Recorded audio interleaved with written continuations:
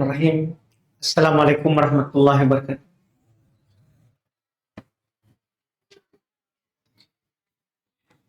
Innal hamdalillah nahmaduhu wa nasta'inuhu wa nastaghfiruh wa na'udzu billahi min syururi anfusina wa min sayyiati a'malina. May yahdihillahu fala mudhillalah wa may yudlil fala hadiyalah. Asyhadu an la ilaha illallah wahdahu la syarikalah wa asyhadu anna Muhammadan abduhu wa rasuluh. Sallallahu alaihi wa ala alihi wa ashabihi wa man tabi'ahum bi ihsan ila yaumiddin. Amma ba'd. Alhamdulillah, pada malam hari ini kita kembali melanjutkan kajian Kitab Tauhid karya Al-Imam Al-Mujaddid Syekhul Islam Muhammad bin Abdul Wahhab rahimahullahu ta'ala. Pada malam hari ini kita di pertemuan ke-50 di kitab ini, dan insyaallah tentunya sekitar 10 lebih pertemuan lagi, karena kitab ini adalah 60 lebih bab saja. Ini kita sudah di pertemuan ke-50. Kita malam hari ini baca 2 bab. Ya, karena sebenarnya bab 50 ke atas itu jarang panjang. Kadang belum sebutkan satu hadits, satu ayat, beda di 50 ke bawah. Itu banyak panjang. Kadang belum sebutkan 2 ayat, 3 ayat, 2 hadits, 3 hadits. Sehingga pembahasannya panjang. Adapun setelahnya ini, itu kadang hanya 1 hadits, kadang juga 1 ayat, 1 hadits. Jadi pembahasannya pendek. Kecuali nanti ada masalah seperti masalah gambar, ya, belum bawakan lagi beberapa hadits. Ya, tergantung kebutuhan. Kalau kita melihat apa yang disebutkan oleh Syekh Muhammad, belum tergantung masalahnya. Jika masalahnya banyak terjadi di tengah kaum muslimin, banyak pelanggarannya, banyak yang salah paham, di situ belum bawakan banyak dalil. Tapi kalau masalahnya adalah masalah yang ringan, hanya butuh dijelaskan dengan penjelasan yang ringan, 1 hadits sudah cukup, 1 ayat sudah cukup, belum cukupkan dengan hal tersebut.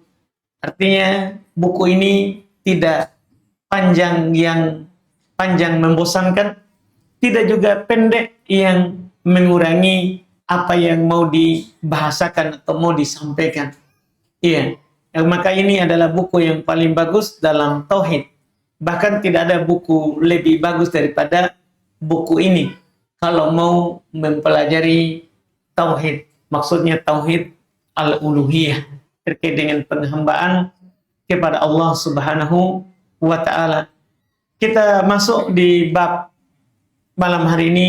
Kata beliau, babun ma ja'a fi man lam yaqna bil halifi billah. Bab apa yang datang tentang orang yang tidak merasa cukup dengan sumpah demi Allah. Orang yang sempurna tauhidnya, kalau ada orang yang bersumpah demi Allah, maka dia akan merasa cukup dengan itu. Biar sumpahnya orang itu dusta. Bukan karena kedustaan orang itu, tapi karena ada nama Allah disebut. Itu orang yang bertauhid. Karena mengagungkan Allah, maka mereka tidak melihat lagi orang ini bersumpah dusta atau sumpahnya jujur. Tidak melihat lagi itu. Dia melihat nama siapa yang disebut. Itu orang yang beriman.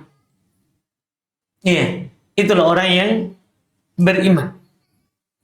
Mereka melihat nama yang disebut. Kita di sini akan diajarkan oleh penulis rahimahullah bahwa kewajiban kita adalah kalau ada orang yang bersumpah dengan nama Allah, kita terima. Masalah dia berdusta, dosanya itu. dosanya. Beliau bawakan satu hadis. Kata beliau rahimahullah, an Umar radhiyallahu taala anhu qala, anna Rasulullah sallallahu alaihi wa alihi wasallam qala, la tahlifu bi abaikum wa man hulifa lahu billahi falyusaddiq. Ini menjadi poinnya. Wa man hulifa lahu billahi falyarda. Wa man lam yarda falaysa minallah. Rawahu Ibnu Majah bisanadin hasan. Kata beliau dari Umar radhiyallahu taala anhu, beliau berkata bahwa Rasulullah sallallahu alaihi wasallam bersabda, la tahlifu bi abaikum. Ini sudah lewat. Jangan kalian bersumpah demi bapak-bapak kalian. Ini sudah lewat di pembahasan sebelumnya. Bahwa kita tidak boleh bersumpah dengan selain nama Allah. Wa man hulifa lahu billah. Siapa yang disumpahi untuknya dengan nama Allah, falyusaddiq, maka hendaklah dia benarkan. Ada orang bersumpah demi Allah, benarkan saja apa yang dikatakan. Jangan dibilang, kamu dusta. Biar saja dia dusta. Masalahnya dia bersumpah atas nama Allah, ta'ziman lillah. Untuk mengagungkan Allah. Untuk mengagungkan Allah Subhanahu wa ta'ala. Benarkan. Kata para ulama, falyusaddiq ay wujuban. Hendaklah dia benarkan, yaitu wajib. Karena ini perintah. Lamul amr kalau dalam bahasa Arab. Li yang bermakna perintah. Falyusaddiq. Hendaklah dia benarkan. Ini kewajiban kita. Ini adalah kewajiban kita. Kalau ada orang yang bersumpah pada kita dengan nama Allah, kita benarkan. Wa man hulifa lahu billahi falyardha. Siapa yang disumpahi untuknya dengan nama Allah, demi Allah, hendaklah dia ridho. Hendaklah dia ridho. Ini peringatan kepada orang yang mendengarkan, orang yang bersumpah demi Allah. Dan peringatan pada orang yang bersumpah juga. Jangan bermudahan bersumpah dengan nama Allah. Jangan. Kasihan orang. Karena orang yang mendengar harus membenarkannya. Kan kasihan orang. Tercela orang itu sedikit-sedikit sumpah. Sumpah itu dibutuhkan kalau ada pengingkaran. Kalau ada pengingkaran. Makanya orang dalam bab ikrar, dalam bab pengakuan, jika dia tidak punya bukti, maka dia ganti dengan sumpah. Dia ganti dengan sumpah. Karena sumpah itu azim, besar bagi orang yang beriman. Tidak sembarang itu orang bersumpah. Orang tidak boleh bermudahan bersumpah. Dia harus betul-betul lihat dan menyadari bahwa yang dia ucapkan sumpah itu adalah perkara yang ada pengingkarannya orang. Tidak dimudahkan langsung. Tidak ada orang mengingkari. Dia bilang, demi Allah. Tidak boleh begitu. Itu orang yang tidak terlalu ada pengagungan terhadap Allah. Dan orang minta dia sumpah, dia sumpah. Tidak ada juga orang yang mengingkarinya. Dia sumpah. Ini orang-orang di bawah yang mendengar misalnya saya. Kan antum yang datang ini pasti percaya sama saya kan? Kan tidak mungkin kita datang ke sini kalau kita tidak percaya sama saya. Ya saya menyampaikan sesuatu, dan butuh saya sumpah. Karena kita percaya. Lihat ayat-ayat Makkiyah. Kenapa banyak sumpah? Itu pelajaran. Kenapa banyak sumpah di ayat-ayat Makkiyah? Sementara di ayat-ayat Madani, itu jarang sumpah. Kenapa? Karena di Makkah, Nabi menghadapi orang-orang yang mengingkarinya. Butuh sumpah. Sementara di Madinah, Nabi datang ke Madinah, orang sudah menerimanya. Tidak ada satu rumah pun di Madinah kecuali sudah ada muslimnya. Sehingga ayat-ayat Madaniyah jarang sumpah. Itu pelajaran bagi kita. Sumpah itu digunakan kalau ada orang yang mengingkari. Ada orang yang tidak percaya kepada kita, kita bersumpah. Tapi kalau yang hadir adalah orang-orang yang percaya kepada kita, tidak perlu kita wallah, billah, tallah. Apa itu? Iya. Tidak boleh kita bermudahan. Karena sebagian orang tidak cukup dengan wallah. Ditambah lagi billah. Ditambah lagi tallah. 3 alat sumpah dia pakai. Memangnya di bawah orang kafir. Ia mengingkari apa yang kita sebutkan. Ini tidak cocok. Iya, kasihan juga di bawah. Jadi harus kita perhatikan baik-baik masalahnya. Kalau ada orang bersumpah, yang di bawah wajib benarkan. Karena perintah. Falyusaddiq. Hendaklah dia benarkan. Bahkan biar saja dia bohong. Tidak apa-apa. Kita benarkan saja. Bukan karena dianya. Tapi karena nama Allah yang disebut. Itu orang bertauhid.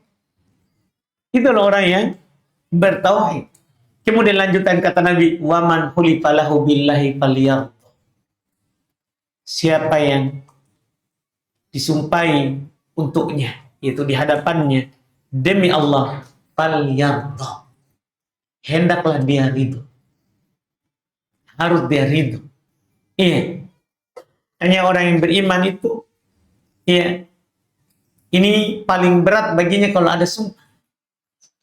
Dalam masalah jual beli, paling berat itu kalau ada yang bersumpah. Kalau penjualnya bersumpah, sudah selesai. Iya, harus kita beli.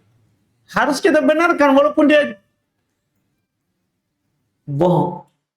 Makanya orang sebagai pedagang itu dilarang dalam Quran untuk menjadikan nama Allah sebagai barang dagangan. Pedagang. Iya. Allah katakan la taj'alullaha urdatan liaimanikum. Jangan jadikan nama Allah itu sebagai barang untuk tawaran. Sebagai barang. Sebagai jualan. Sumpah jadi jualan. Demi Allah ini asli. Demi Allah harganya. Tidak boleh begitu. Karena kasihan pembeli. Kalau pembelinya orang fajir kan tidak peduli. Kalau tidak peduli masalah lagi. Kita sebut nama Allah, orang tidak agungkan. Orang tidak beli. Gimana itu? Nama Allah disebut. Tidak ada pengagungannya terhadap nama Allah. Jadi serba salah. Orang beriman yang bagus tauhidnya, kapan kita sumpah, kan dia pasti terpaksa beli. Bukan karena keriduannya terhadap barang yang dia beli. Sementara jual beli itu kan harus terlodi. Antara pembeli dan penjual. Tapi ini sekarang dia terpaksa beli karena disebut nama Allah. Ini kan masalah. Makanya dilarang oleh Quran. Dilarang oleh hadits Nabi. Dan disepakati oleh para ulama rahimahumullah. Akan diharamkannya menjadikan nama Allah sebagai barang dagangan. Tidak diperbolehkan. Kita jadikan nama Allah itu sebagai jualan. Supaya orang percaya sedikit-sedikit sumpah. Sedikit-sedikit sumpah. Tidak boleh. Iya, jual saja.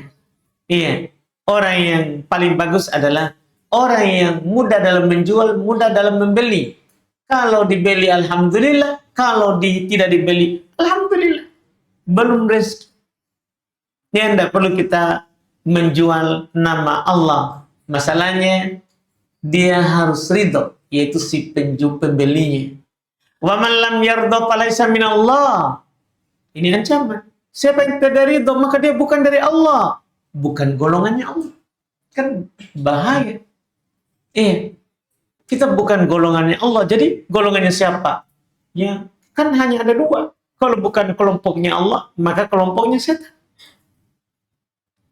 2 saja kan.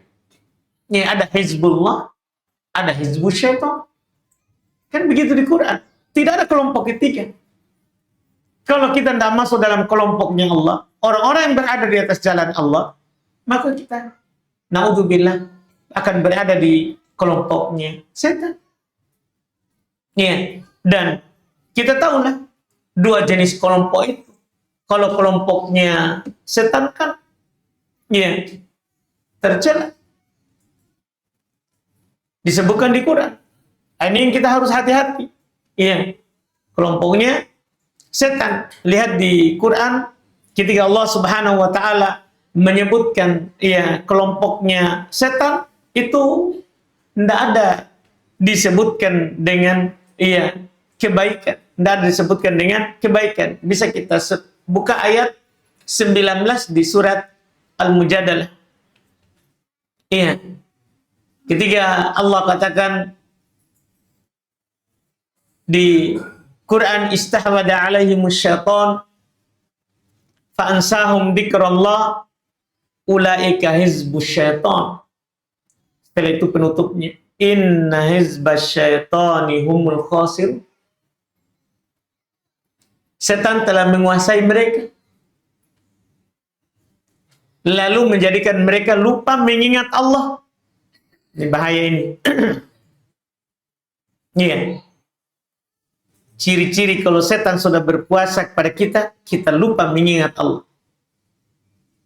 Tidak ada lagi Allah diingat.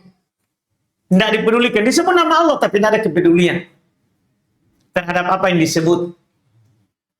Ulaika hizbus syaitan. Mereka itulah kata Allah golongan setan, kelompoknya, hizb, kelompoknya setan. Ala inna hizbas syaitan humul khasirun. Ketahuilah, sesungguhnya kelompoknya setan itulah golongan yang merugi. Itu golongan yang merugi. Di ayat setelahnya, ayat 22, disebutkan kelompok kedua. Karena kan cuma ada dua kelompok. Masih di surat yang sama. Ya, masih di surat ketika menyebutkan ya tadi setan, maka disebutkan setelahnya di ayat terakhir kelompok kedua dari juga surat ya Al-Mujadalah itu. Ketika Allah Subhanahu wa taala menyebutkan orang-orang yang beriman, ya, la tajidu qauman yu'minuna billahi wal yawmil akhir yuwadduna man haddallaha wa rasulahu walau kanu aba'ahum aw abana'ahum aw ikhwanahum aw ashiratahum. Kamu tidak akan menjumpai sekelompok orang yang beriman kepada Allah dan hari akhirat mencintai orang-orang yang musuhnya Allah. Tidak mungkin. Tidak ada mukmin yang benar keimanannya terus dia cinta musuh Allah. Kamu tidak akan jumpai. Walaupun mereka itu bapaknya, walaupun mereka itu adalah anaknya, walaupun mereka itu adalah saudara-saudaranya, walaupun mereka itu adalah kerabatnya. Ulaika kataba fi qulubihimul iman. Mereka itulah orang-orang yang Allah Subhanahu wa taala telah menanamkan keimanan dalam hatinya. Wa iyadahum biruhim minhu. Mereka itulah orang-orang yang Allah Subhanahu wa taala kuatkan dengan ruh darinya. Wa yudkhiluhum jannatin tajri min tahtihal anhar. Allah Subhanahu wa taala memasukkan mereka ke dalam surga yang mengalir di bawahnya sungai-sungai. Khalidina fiha, mereka kekal di dalamnya. Radhiyallahu anhum wa radu an. Allah ridho kepada mereka dan mereka ridho kepada Allah. Setelah itu, ini yang sebenarnya yang saya mau sampaikan. Ulaika hizbullah. Mereka itulah golongannya Allah. Hubungannya dengan pembahasan kita, orang yang ridho. Ketika ada orang bersumpah dengan nama Allah, dia ridho, maka mereka adalah golongan Allah. Tapi kata Nabi, wa man lam yarda falaisa minallah. Siapa yang tidak ridho, bukan dari kelompoknya Allah. Berarti kelompoknya siapa? Tadi ayat sebelumnya. Na'udzubillah. Kita sudah paham bagaimana tadi. mereka berada dalam kerugian. Kalau yang ini kelompoknya Allah, sudah tadi masuk dalam surga, kekal di dalamnya, Allah ridho padanya dan mereka ridho pada Allah. Ulaika hizbullah. Mereka itu adalah golongan Allah, kelompoknya Allah. Ala inna hizballahi humul muflihun. Lihat perbandingan. Ketahuilah. Iya. Kelompoknya Allah itu, golongannya Allah itu, hanya mereka yang beruntung. Kita tahu ini ayat. Ini ayat luar biasa sebenarnya. Dibuka dengan kata Allah, tauqi Allah. Menghadap semua maki. Itu kata Allah. Ini litambi. Untuk mengetuk hati tak dulu. Dengar ki ini apa yang disampaikan, begitu maksudnya. Yang tidur bangun ki, saudara tak? Nah, itu maksudnya itu Allah. Allah itu alat penyadaran yang membuat orang mendengar itu, sadar kok apa yang setelahnya ini? Dengar ki. Itu dibilang Allah. Iya. Setelah kita perhatikan semua, baru itu setelahnya. Itu dibilang Allah. Inna hizballahi humul muflihun.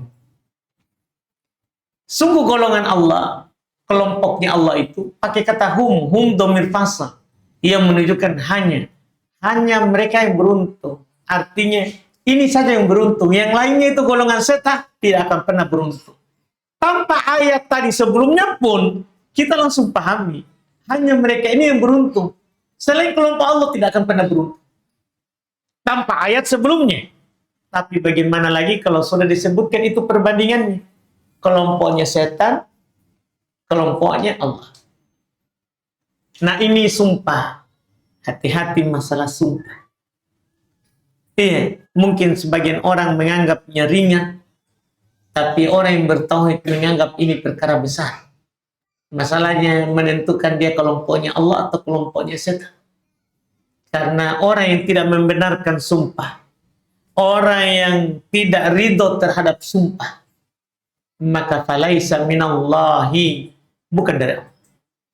Ini mengharuskan bagi kita sesuai dengan judul bab, merasa cukup jika ada orang yang bersumpah demi Allah. Tidak ada lagi penolakan, tidak ada lagi. Karena ini Allah disebut. Ini Allah Subhanahu wa Ta'ala disebut. Ini bab yang belum sebutkan. Setelah itu belum masuk di bab berikutnya, dan bab berikutnya ini sudah mirip juga dengan apa yang telah disampaikan sebelum masalah sumpah, yaitu masalah syirik lafaz. Bab qaul, bab ucapan masya Allah wa syi'. Bab ucapan apa yang Allah kehendaki dan yang kamu kehendaki. Pakai dan. Ini kan sudah pernah sebelumnya. Nih. An Qutailah. Dari Qutailah. Anna Yahudiyan atan Nabi. Bahwasannya seorang Yahudi ya datang kepada Nabi sallallahu alaihi wasallam. Ya, Qutailah seorang sahabiah ya, ini nama perempuan, Qutailah. Iya. Yahudi datang kepada Nabi, faqala, dia berkata, itu orang Yahudi. Innakum tusyrikun. Kalian juga melakukan syirik. Ini kadang orang sesat itu berdalil balik kalau ada kesalahan tak. Ini, itu orang sesat begitu. Kalau kita salahkan dia berdalil lain. Iya. Berdalil lain. Mendalili kita juga. Ketika kita akan mengatakan misalnya Maulid itu bid'ah, kalian juga bid'ah. Kenapa? Membagi tauhid 3. Begitu juga dia. Membagi habis akal. Kan tidak ada bantahan untuk itu Maulid. Karena Maulid tidak dilakukan oleh Nabi, Khalifah 4, Muawiyah tidak melakukan, Hasan Husain tidak melakukan. Jadi tidak ada bantahannya ketika kita bilang begitu. Kalau itu adalah bid'ah. Apa dia bilang? Kalian juga bid'ah. Apa itu? Kalian bagi tauhid 3 tanpa dalil. Begitu. Iya, dia bilang tanpa dalil. Tapi ucapannya itu adalah ucapan yang memasukkannya ke jurang. Karena orang yang membagi tauhid 3 itu ada dalil. Al-Fatihah. termasuk dalil. Di dalam surah Al-Fatihah ada tauhid rububiyah, uluhiyah, dan asma wa sifat. Tapi dia tidak paham. Dia maunya mungkin ada disebutkan oleh Nabi langsung. Baru dianggap sebagai dalil. Iya. Tapi ini sebagai contoh saja. Kadang orang yang berbuat salah berdalil kepada kita atas kesalahannya. Seperti ini orang Yahudi. Iya. Datang kepada Nabi dan mengatakan, kalian juga berbuat syirik. Taqulun masya Allah wa syi'ta. Kalian berkata apa yang Allah dan kamu kehendaki. Sahabat dulu begitu awal Islam. Apa yang Allah kehendaki dan kamu. Dia samakan Allah dan Nabi. Wa taqulun wal Ka'bah. Dan mereka kalian berkata demi Ka'bah. Itu bersumpahnya tidak pakai kata Rob. Seharusnya kan warabbil Ka'bah. Tapi sahabat dulu wal Ka'bah. Demi Ka'bah. Demi Ka'bah. Padahal Ka'bah itu kan makhluk. Jadi orang Yahudi mengaku itu syirik itu. Bersumpah dengan selain nama Allah. Fa'amaruhumun Nabi. Maka Nabi memerintahkan para sahabat. Idza aradu ayyahlifu. Jika mereka ingin bersumpah ayyakulu warabbil Ka'bah. Karena kan jika ada orang yang menegur kita, biar dari orang yang bukan segolongan dengan kita, kita harus tertegur dengannya. Lihat Nabi ini, Yahudi yang menegur. Maka Nabi langsung memperbaiki sahabat. Menjelaskan dan memberikan ajaran kepada mereka, irsyad, petunjuk bahwa jika kalian bersumpah jangan lagi bilang demi Ka'bah. Harus tambah kata Rob. Wa Rabbil Ka'bah. Demi Robnya Ka'bah. Iya, padahal Ka'bah bagaimana mulianya. Kan orang memang mendengar Ka'bah takut kan. Kalau orang bersumpah dengannya pasti orang juga takut. Tapi itu kan makhluk. Tidak boleh. Harus kita bilang wa Rabbil Ka'bah. Lihat ajaran Nabi. Wa yaqul, dan untuk berkata, Masya Allah thumma syi'ta. Apa yang Allah kehendaki, kemudian yang engkau kehendaki. Pakai kata thumma. Pakai kata kemudian. Rawahu Nasa'i wa sahah. Iya, diriwayatkan oleh Imam Nasa'i dan belum sahihkan. Walahu aidan. Juga dalam riwayat Imam An-Nasa'i juga. An Ibn Abbas. Dari Ibn Abbas radhiyallahu ta'ala anhuma. Qala belum berkata, anna rajulan qala lin Nabi. Seorang lelaki berkata kepada Nabi, Masya Allah wa syi'ta. Kan tadi orang Yahudi yang ngomong, kalian juga syirik. Itu menunjukkan bersumpah menggandengkan Allah dan Nabi itu syirik. Iya, menyamakannya. Tidak boleh kita samakan. Itu syirik. Iya. Sekarang ada seorang lelaki lagi berkata kepada Nabi, Masya Allah wa syi'ta. Apa yang Allah dan kamu kehendaki? Faqala, kata Nabi, aja'altani lillahi nidda? Apa kamu menjadikan saya tandingan untuk Allah? Bayangkan, Nabi bilang, apakah kamu menjadikan saya tandingan untuk Allah? Bahkan katakan, Masya Allah wahda. Apa yang Allah kehendaki semata. Ini paling aman ini. Paling aman. Jadi, kita hanya menyebut Allah saja. Ini semua kebaikan dari Allah. Begitu. Lebih aman daripada kita sebutkan orang. Kan kadang kita ini nggak tahu ya, keceplosan atau kebiasaan. Kalau bukan kamu, saudara. Biasanya bilang begitu kita. Bahwa ini kan nggak ada lagi penggandanya. Murni ini. Nggak boleh. Kalau memang harus, bolehlah. Kalau bukan karena Allah, kemudian pakai kemudian kamu. Tapi kalau mau lebih aman lagi, semata karena Allah. Adapun orang itu ya kita balas karena kebaikannya. Balasnya bagaimana? Ya kalau kita dapat seperti apa yang dilakukan kepada kita, kita lakukan. Kalau enggak, doakan. Kan sudah diajarkan oleh Nabi di hadits lain. Di hadits yang lain. Man sona ilaikum ma'rufan fakafi. Siapa yang berbuat baik kepada kalian, balas. Siapa yang berbuat baik kepada kalian, balas. Fa'ilam tajidu ma tukafi'unahu fada'ulah. Jika kalian tidak dapat apa yang bisa kalian balaskan orang itu, doakan saja. Orang yang paling bagus dalam membalas orang mengucapkan jazakallahu khair. Itu di hadis Nabi. Siapa yang orang yang berbuat baik kepadanya, kemudian dia berkata jazakallahu khair, semoga Allah membalasmu dengan yang lebih baik. Orang itulah yang telah membalas dengan yang lebih baik daripada apa yang kita kasih. Karena kita kasih dunia, dia kasih kita akhirat. Dan dia kasih kita yang lebih baik. Karena kan kita ini kalau ada orang berbuat baik pada kita, kita dianjurkan membalas dengan yang lebih baik daripada itu. Dan tidak ada balasan lebih baik daripada ucapan jazakallahu khair. Lebih baik daripada kita bilang syukran. Karena setelahnya bilang afwan. Apa maksudnya? Iya. Kan kalau kita bilang syukran, afwan. Itu tidak ada hadis. Tidak ada hadis. Iya. Kalau kita bilang jazakallahu khairan, hadis. Semoga Allah membalasmu dengan yang lebih baik. Hadis kita ucapkan. Hadis yang kita ucapkan. Iya. Ini iya yang dikatakan oleh Nabi SAW. Jika memang bolehlah, tapi pakaikan tummah. Tapi lebih bagus adalah seperti yang Nabi katakan. Bahkan katakan Masya Allah wahda. Hanya semata apa yang Allah kehendaki. Semata hanya yang Allah kehendaki. Iya. Tidak diduakan dengan siapapun. Iya. Kemudian kata Wali Ibnu Majah ini Tufail. Dari Ibnu Majah dari At-Tufail. Tufail kata beliau aki Aisyah li ummiha. Tufail ini saudaranya Aisyah seibu. Karena ibunya Tufail dengan ibunya Aisyah ya sama. Cuman beda bapak.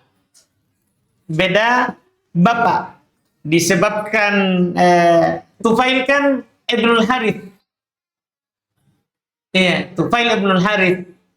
Al-Harith adalah orang yang datang ke Mekah dan dia dijamu dilayani oleh Abu Bakar. Bahkan halafah. Iya, Abu Bakar berjanji untuk selalu membantunya. Karena dia orang luar. Dari Mekah dia datang ke Mekah, maka Abu Bakar membantunya. Iya, ketika dia datang masuk Islam, tentunya dia dilindungi oleh Abu Bakar.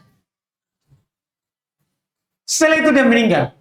Ini bapaknya Tufail, yaitu Al-Harith Ibn Sakhbar. Iya, radhiyallahu ta'ala anhu. Meninggal.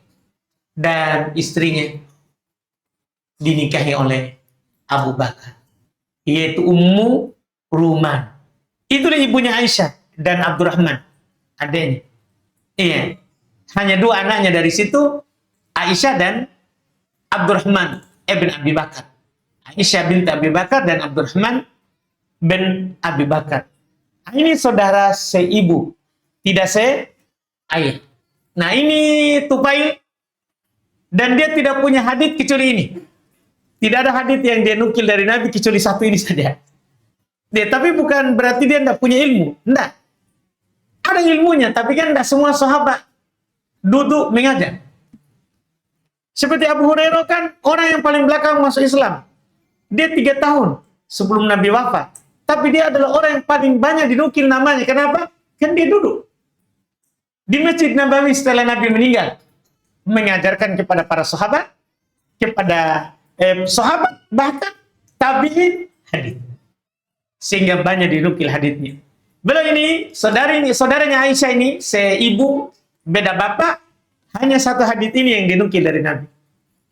Hanya satu hadis ini yang dinukil dari Nabi. Dia bercerita, iya, ra'aitu ka'anni ataitu ala nafarin minal yahud. Saya lihat, yaitu di mimpi. Saya bermimpi, itu lihat dalam mimpi. Saya datang di sekelompok Yahudi. Fakultu. Saya berkata, innakum la antumul qawm laula annakum taqulun Uzair ibn Allah. Dalam mimpinya ini, dia datang Yahudi, dia bilang, sungguh sebenarnya kalian adalah kelompok yang bagus. Seandainya kalian tidak berkata Uzair anaknya Allah. Uzair anak Tuhan. Karena orang Yahudi mengatakan Uzair anak Tuhan. Qalu wa antum la antumul qaum. Balasan Yahudi. Dalam mimpinya, kami juga sebenarnya kaum itu. Laula annakum taqulun, seandainya kalian tidak berkata Masya Allah wa sya Muhammad. Apa yang Allah dan Muhammad kehendak. Artinya orang Yahudi juga berkata, kalian juga syirik. Karena kalian menyamakan Muhammad dengan Allah. Naudzubillah ini ya. Ini harus kita pahami ini. Karena banyak sekarang orang menyamakan Muhammad dengan Allah. Bahkan dia sudah minta kepada Nabi Muhammad. Naudzubillah. Ini adalah celaan yang dicelakan oleh orang Yahudi kepada kita ini. Masa kita jatuh di situ. Lihat di sini. Ini dalam mimpinya. Tsumma marartu binafarin minan nasara. Kemudian saya lewat lagi di sekelompok orang Nasara. Maka belum katakan seperti tadi. Fakultu innakum la antumul qaum. Sungguh kalian adalah kaum itu. Laula annakum taqulun, seandainya kalian tidak berkata Al-Masih ibnullah, Isa anak Tuhan. Kalau orang Nasara juga sama. Bilang balik kepada At-Tufail. Wa antum la antumul qaum. Kalian juga sebenarnya kaum itu. Orang yang bagus. Laula annakum taqulun, seandainya kalian tidak berkata Masya Allah wa sya Muhammad. Jadi sama celaan Yahudi dengan celaan Nasara. Falamma asbahtu, ketika saya masuk di waktu subuh, yaitu bangun tidur. Akhbartu biha man akhbartu, saya ceritakanlah kepada orang-orang yang saya ceritakan. Tsumma ataitu Nabi, kemudian saya datang kepada Nabi. Fa akhbartu, saya kabarkan hal itu. Saya ceritakan mimpi. Qala, kata Nabi, hal akhbarta biha ahadan? Apa kamu telah bercerita kepada orang lain selain saya? Qultu na'am, iya. Saya bilang iya, saya sudah ceritakan pada orang lain. Maka qala, kata Tufail, fahamidallah wa atna alaih. Maka Nabi tentunya berbicara di hadapan para sahabat.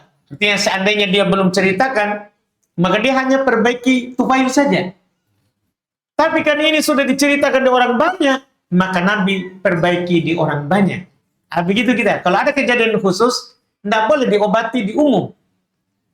Tidak boleh. Iya. Sama dengan kita sekarang.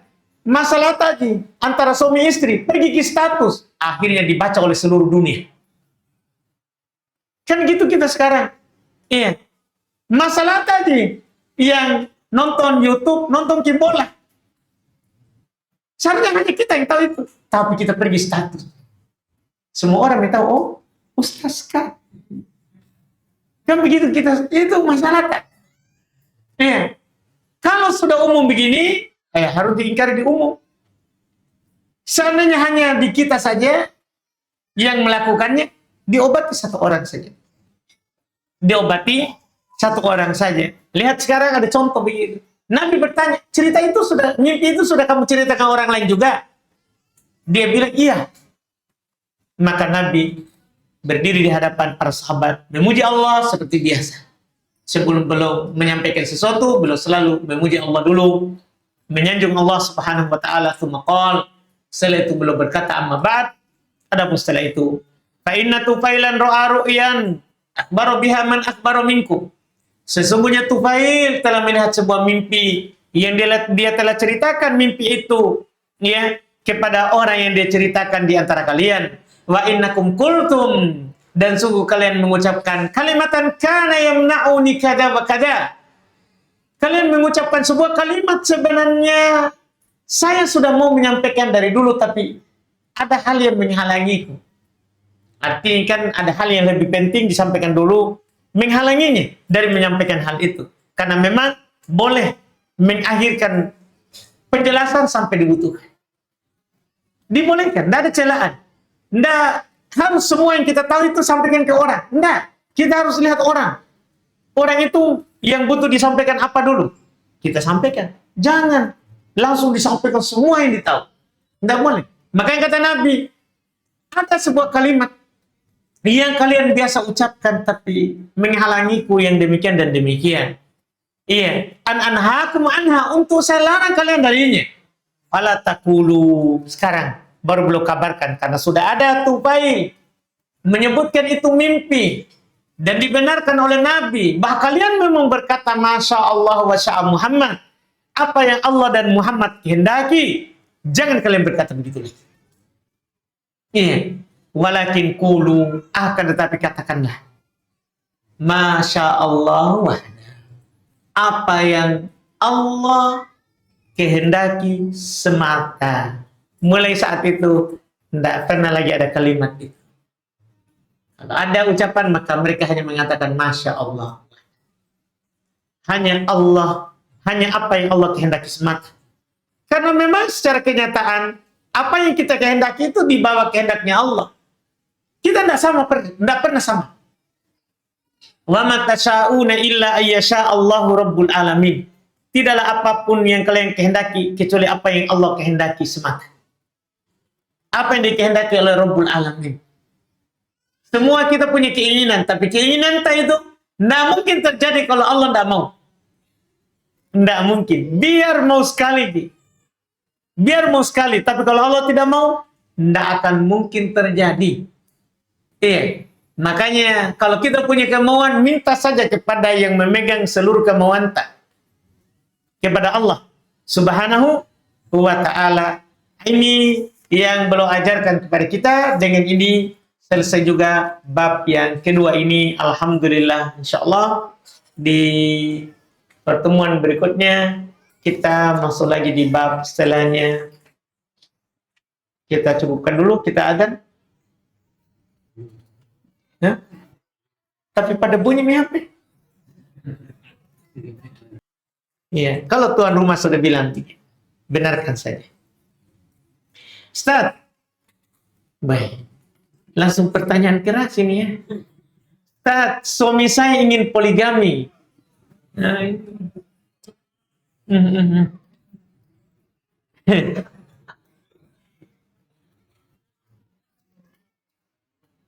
Terus kita lanjut nih.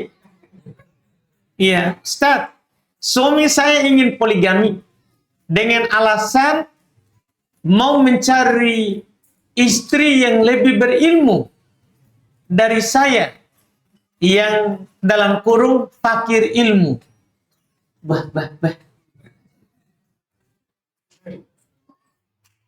Iya. Terus di istilahnya, suami saya sudah nador dan dia suka chattingan dengan dan teleponan dengan wanita itu. Apakah alasan suami saya dibenarkan dalam syariat? Tunggu dulu ini. Jadi dia mencari istri yang lebih berilmu, tapi itu perempuan chattingan sama dia dan teleponan. Berilmu itu. Ini masalah kita ini. Karena kalau dia berilmu, lebih berilmu kan istri kita ini. Lebih berilmu kan istri kita ini. Karena istri kita tidak sembarang chattingan sama orang. Iya. Tidak teleponan. Iya. Kalau dia chattingan sama orang, boleh kita menasihatinya dengan nasihat yang mendalam. Pisah ranjang. Pukul bahkan. Boleh. Kalau dia memang melakukan itu. Kalau istri tak. Tapi ini orang, ada perempuan yang lebih berilmu, tapi mau ditelepon.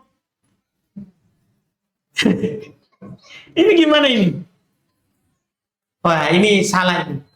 Iya, salah. Terus ini ucapan tadi itu, iya, lebih, jangan pernah menyangka bahwa yang kita anggap lebih berilmu itu lebih baik. Jangan. Iya.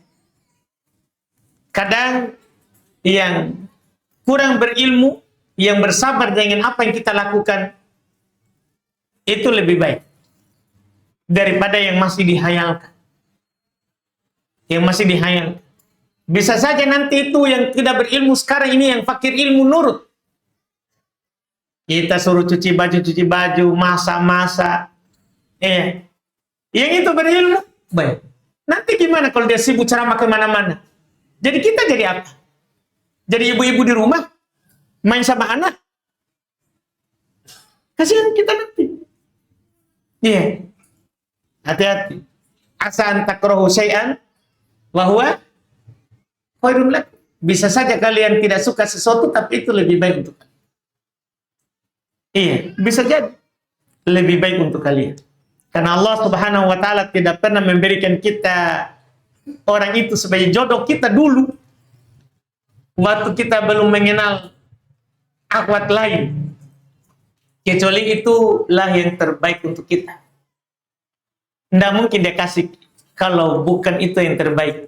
Bukan itu yang cocok. Karena kalau tidak cocok, dia pasti jangankan pergi melamar. Iya. Jangan kan sudah akad. Kalau tidak cocok, sudah akad saja kita pasti lari nih. Di malam pertama itu melarikan diri, Maki. Iya, kalau tidak cocok. Tapi apalagi, ini sudah bukan malam pertama, sudah malam ke-1000, Maki. Mungkin. Baru bilang bahwa ini mau cari yang berilmu. Nah, syukuri yang ada saja dulu. Iya, syukuri yang ada. Lihat ke bawah, jangan lihat ke atas. Kalau masalah istri itu lihat ke bawah. Kan itu dunia. Dunia itu istri. Kita harus lihat ke bawah. Jangan lihat ke atas. Iya, lihat ke atas tidak ada habisnya kalau dunia. Karena di atas yang kaya ada lagi kaya. Kan begitu. Di atas yang cantik ada lagi cantik. Masalah jadi hidup nanti itu begitu Ji. Seputar mulut dan kelamin. Begitu Ji nanti lama-lama hidup tak. Iya. Kalau orang sudah seputar mulut dan kelamin berarti sudah kehidupan hewan namanya. Kita tahu kan hewan itu hidupnya begitu Ji. Bagaimana mulutnya mengunyah dan kemaluannya kawin. Kita tidak lihat itu kambing, sapi, itu Ji. Kalau tidak mengunyah, kawin.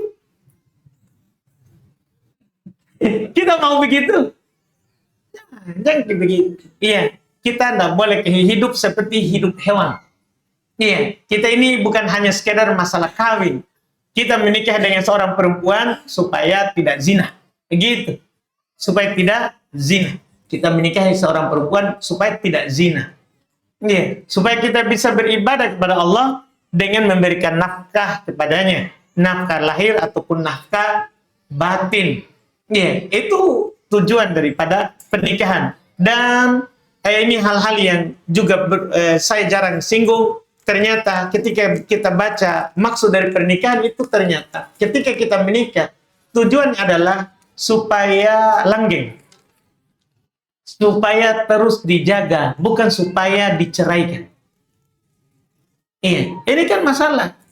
Ini istri kita sudah bertanya nih, kalau kita menikah sebentar, dia minta cerai, berarti kita tidak paham tujuan nikah. Banyak orang tidak paham tujuan nikah, akhirnya nikah kedua, cerai yang pertama. Bahkan ada nikah kedua, cerai dua-dua. Apa yang mau dicari? Iya. Nah, itu kan tidak bisa. Tujuan daripada kita akad supaya tetap untuk dijaga. Untuk dijaga, bukan untuk dibuat supaya dia pergi dari kita. Wallahualam. Kita adzan dulu.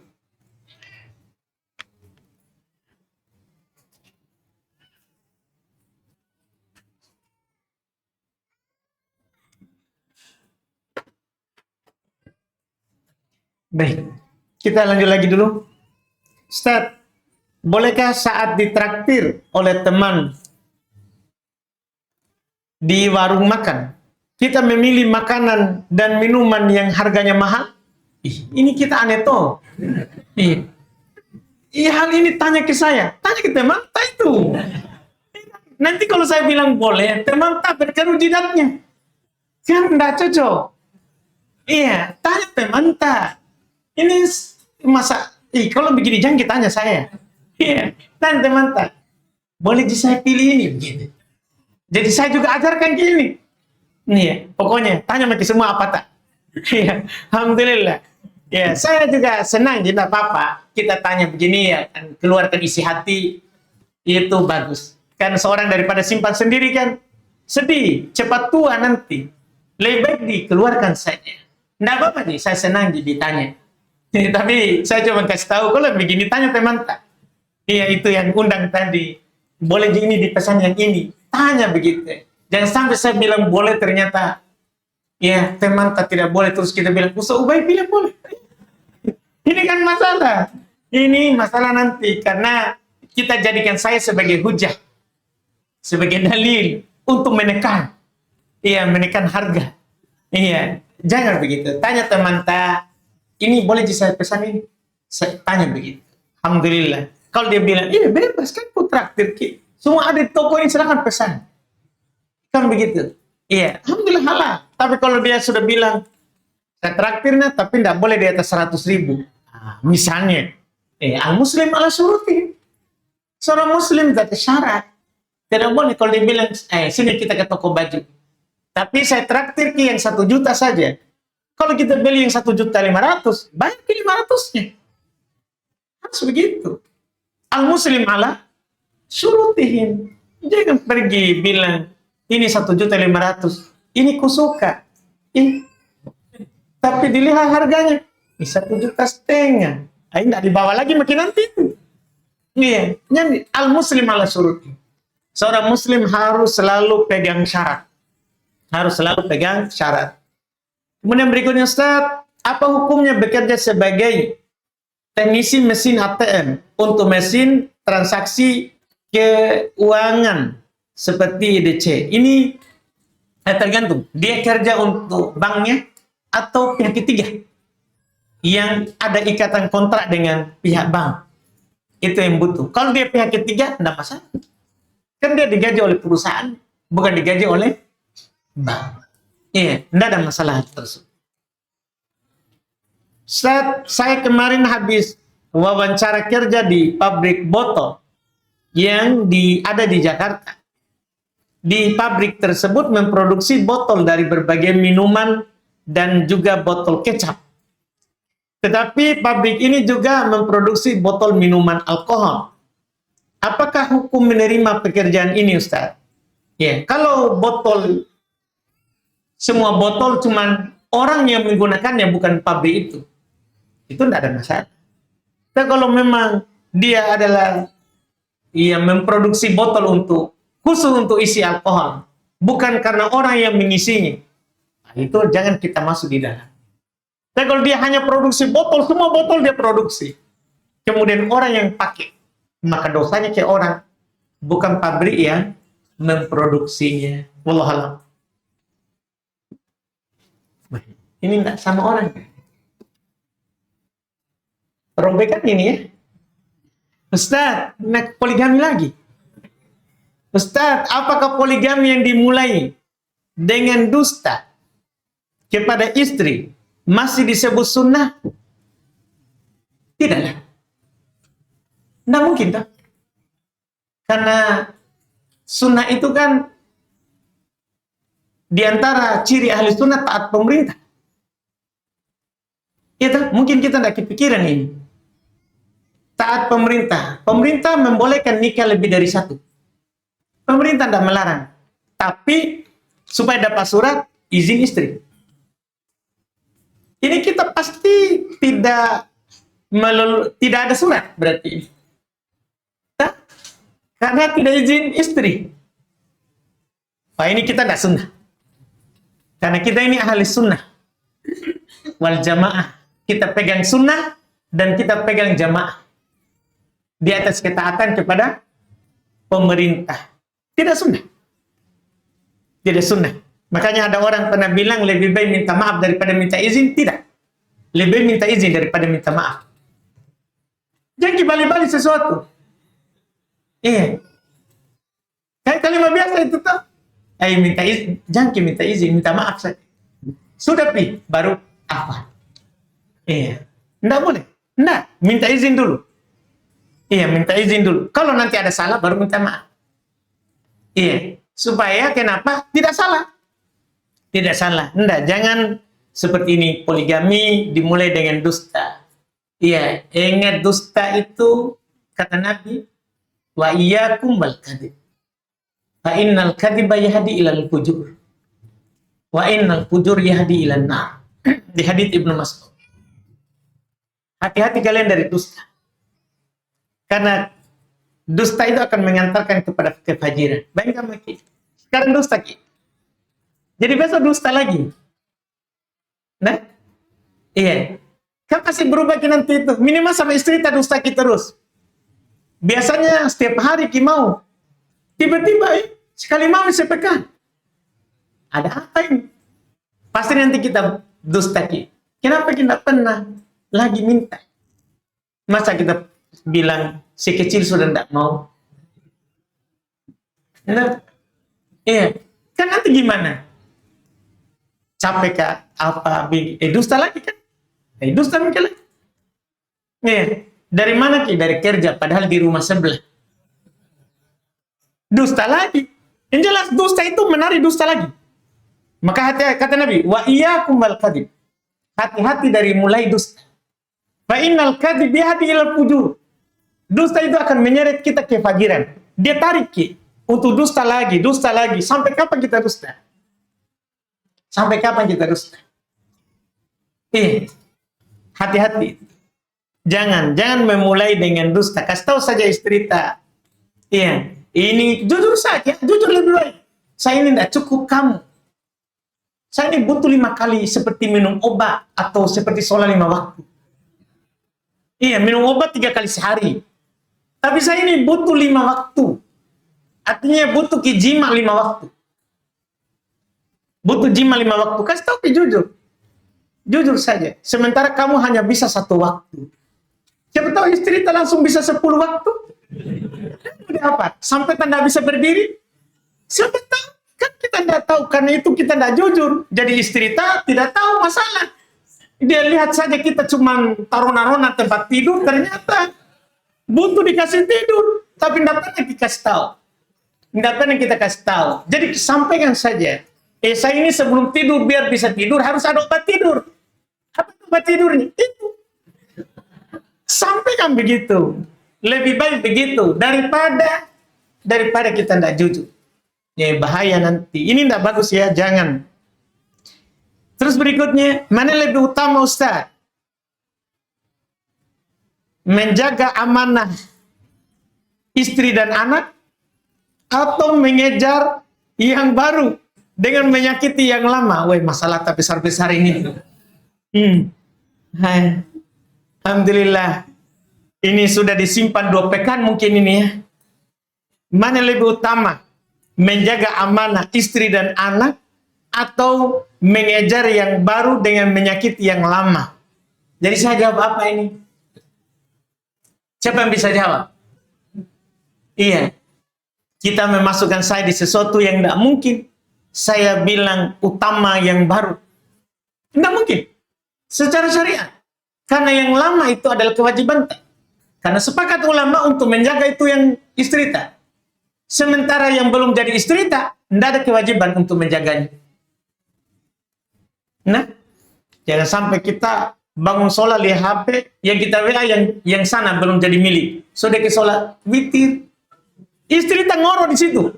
Kita tidak percikan air kasih bangun. Itu yang wajib. Memercikan air kepada mukanya supaya bangun sholat subuh. Itu yang wajib, daripada itu yang sana masih hayalan. Iya. Tentunya begitu secara syariat.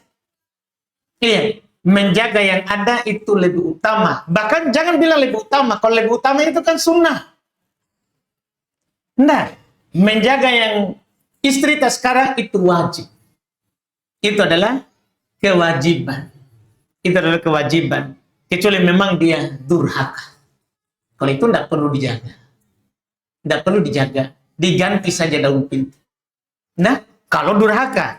Tapi kalau dia taat, ini ada saya mau sampaikan sebenarnya ini sama kita. Ada ayat ini di surah Nisa. Kita sering baca, pasti hafal itu surah Nisa toh? Nikahi 1, 2, 3, 4. Iya enggak saudara?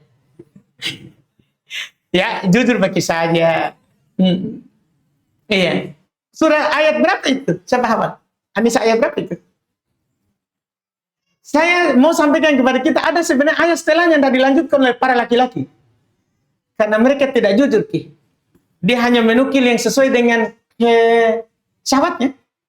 Tidak menukil ke ayat setelahnya. Terus terang kita ini tidak jujur, Ki. Ayat berapa itu? An-Nisa yang itu fankihum ma balakum minan nisa. Hafal semua, Ki, itu ayat. Cuman nomornya berapa?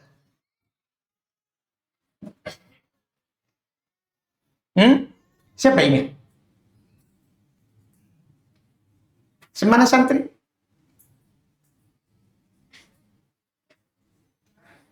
Nggak ingat?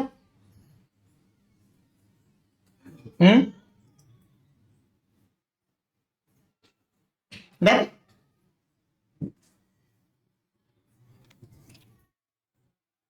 tadi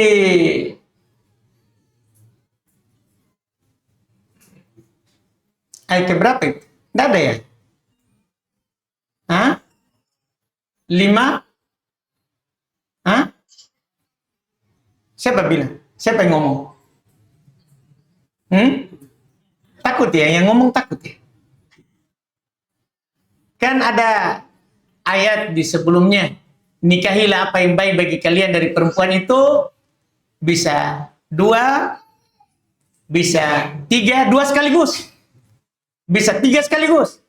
Atau 4 sekaligus. Tapi kalau kalian takut untuk tidak adil, maka berapa yang dinikahi? 1 saja. Tapi ada sebenarnya ayat yang jarang bacakan. Yang Allah Subhanahu wa taala ingatkan kita tentangnya. Di An-Nisa juga. Ya, di An-Nisa di ayat ini 34, An-Nisa 34. An-Nisa 34. Iya. Ini kalau di 34 ini menceritakan kalau istri kita durhaka. Jadi Allah katakan begini. Wallati takhafuna nusyuzahunna fa'iduhunna wahjuruhunna fil madaji'i wadribuhunna. Perempuan yang kalian takutkan dia akan durhaka, maka nasihati dia dengan nasihat yang mendalam. Ini setelah ayat sebelumnya nikahi dia yang 2, 3, 4. Kalau takut tidak adil 1. Terus, kalau kalian khawatirkan perempuan istri kalian itu durhaka, nasihati dia dengan nasihat yang mendalam. Tidak ada perubahan. Wahjuruhunna fil madaji. Jauhi di tempat tidur. Supaya dia dapat pelajaran. Kalau tidak berubah, wadribuhunna, pukul dia. Jadi jangan langsung dipukul kasih. Nasihati dulu. Iya. Kalau tidak mempan, pisai ranjang. Tidak mempan, baru pukul. Setelahnya. Fa'in ato'nakum fala tabghu alaihinna sabila. Jika istrimu itu adalah taat kepada kamu, dia Masya Allah taat kepada Allah, taat juga kepada kamu, maka kata Allah, kalau dia mentaati kamu, fala tabghu alaihinna sabila, maka jangan kamu mencari-cari jalan untuk menyusahkannya. Jangan disusahkan perempuan seperti itu. Allah larang. Jangan disusahkan. Kita tahu kan, itu madu susah sekali dan menyusahkan perempuan. Makanya ketika Ali ibn Abi Thalib meminta untuk menikah kedua kepada Nabi ini, Pak, masa kita akan bilang tidak sunnah? Kepada Nabi ini, Ali minta izin untuk nikah kedua, dan kita tahu Ali patah, itu Ali madda'an, belum syahwatnya agak tinggi karena suka madi, suka keluar madinya. Kan madi itu tidak akan keluar kalau tidak syahwat. Dah, gimana? Kita sudah madda'an atau tidak pernah kibasa celana baru minta nikah kedua? Ini Ali madda'an, suka keluar madinya. Dia minta izin pada Nabi menikah kedua. Kata Nabi, menyakitiku apa yang membuat putriku itu sakit. Artinya halus. Yang itu menyakiti putriku. Siapa itu putrinya? Siapa putrinya Nabi? Fatimah. Akhirnya Ali tidak menikah. Nah, tidak jadi poligami.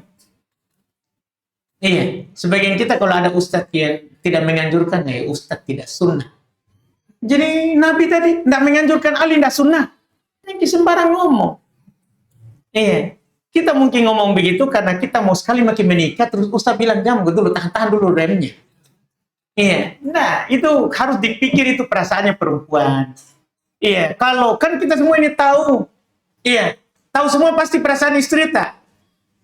Iya kan? Ya enggak atau tidak? Nah, kalau kita sudah tahu istri tak begini mi, dah, iya, sudah tidak suka apa, ya tahan dulu saja. Dan iya, tahan saja dulu, menjaga yang ada, jangan sampai kita melakukan itu dan akan menjadi akibat yang tidak baik untuk setelahnya. Dan ini sebenarnya ayat harus kita pahami baik-baik.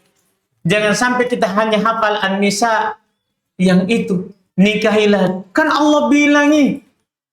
Dah, itu ayat berapa itu yang itu? Ini kan 3-4 sebelumnya. Apa?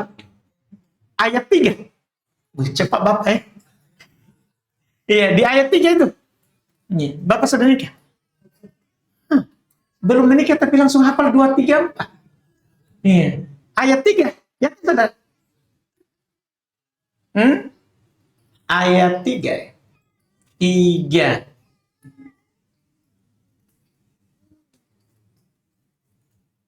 Betul toh? Iya, ayat 3. Fankihu ma tobalakum minan nisa matna wa thulatha wa ruba'. Itu kan di sebelumnya. Nikahi 2, 3, 4. Iya, 2, 3, 4. Tapi kan Allah katakan, fa in khiftum alla ta'dilu fawahidah. Jika kalian khawatir tidak adil, satu saja. Kalau kalian khawatirkan, kan kita tahu semua derita ini. Kita semua tahu derita. Saya mampu adil atau tidak. Masalahnya kalau setelahnya tidak adil, bahaya. Bangkit di hari kiamat dalam keadaan pundak miring sebelah.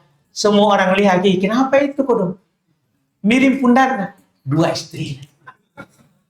Iya. Tapi tidak adil. Tidak malu gitu. Iya.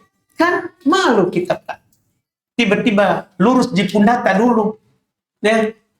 Saking bahagia itu bonceng bawa 2. Kita panggil teman tak langsung besar-besar. Lihat kok. Bangga sekali. Di hari kiamat miring pundak. Iya. Malu kita, Pak. Iya, harus kita pahami itu. Dan jangan hanya hafal ayat 3 ini. Hafal juga tadi. Berapa tadi? 2, 3, 4. Ayat 3, 3, 4. Hafal juga itu. Jika dia taat, jangan cari-cari jalan untuk menyakitinya. Jika dia taat, jangan cari-cari jalan untuk menyakitinya. Iya, apalagi itu kita sudah tahu menyakitinya, jangan. Haji Syam, kita tahu itu menyakitinya. Jangan mati, tahan mati dulu di surga, Pi. Alhamdulillah. Ustaz, itu panjang sedikit ya. Ustaz, bagaimana hukumnya jika seorang sedang dalam kritis dan tidak bisa menggunakan jilbab syar'i dan cadar, kondisinya dirawat di ICU? Tidak apa-apa, itu dimaafkan. Dia usahakan saja, bukan dia, keluarganya usahakan saja. Ya, usaha keluarganya yang usahakan. Ya, orang sakit itu kan dimaafkan. Seperti perempuan hitam yang datang kepada Nabi itu, kasihan. Dia punya penyakit ayam yang tiba-tiba jatuh. Terbuka auratnya. Iya, karena penyakitnya itu ya di luar daripada kemampuannya, dia hanya minta didoakan oleh Nabi supaya tidak tersingkap auratnya saat seperti itu. Kan mau diapa orang sakit? Iya, tapi ya seorang berdoa dan berusaha menjaga auratnya. Berdoa dan berusaha menjaga auratnya. Wallahualam. Satu lagi nih, satu pertanyaan. Ustaz, apa tak mengapa saya membatasi pertemanan saya? Kami sering bertemu dalam majelis ilmu, tapi saya jarang menyapa lebih dulu sebab ia pun demikian. Terkadang saya menyapa lebih dulu, biasa direspon dengan kurang ramah. Sebab itulah saat ini saya sudah jarang menyapa lebih dulu.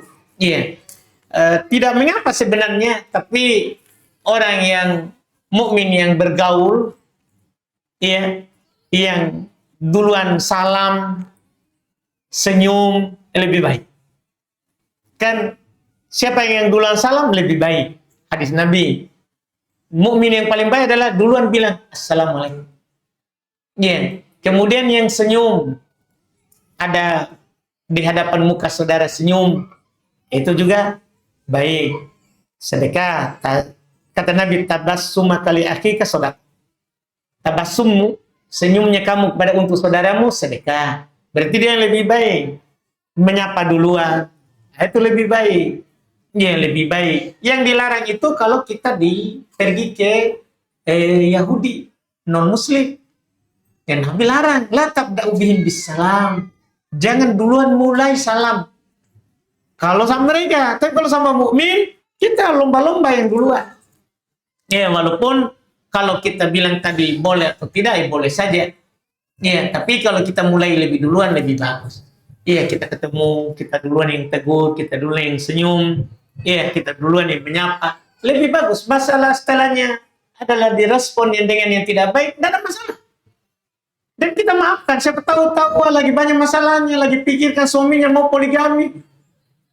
Itu, iya kan, banyak masalahnya, membuat rambutnya berubah.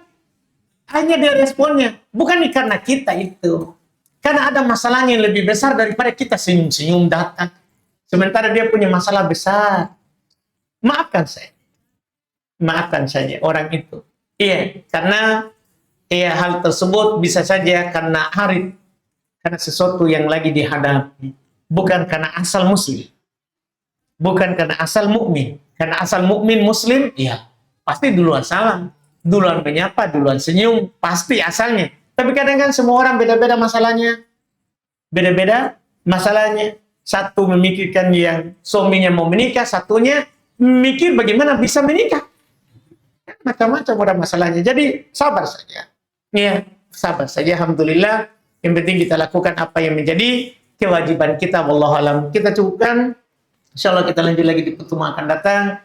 Mohon maaf jika malam hari ini agak berpanjang lebar tadi sedikit di poligami. Bukan saya larang kita, tapi pikir-pikir sedikit. Dah, pikir-pikir sedikit. Iya, alhamdulillah. Kita cukupkan. Subhanallah. Hamdik. Assalamualaikum warahmatullahi wabarakatuh.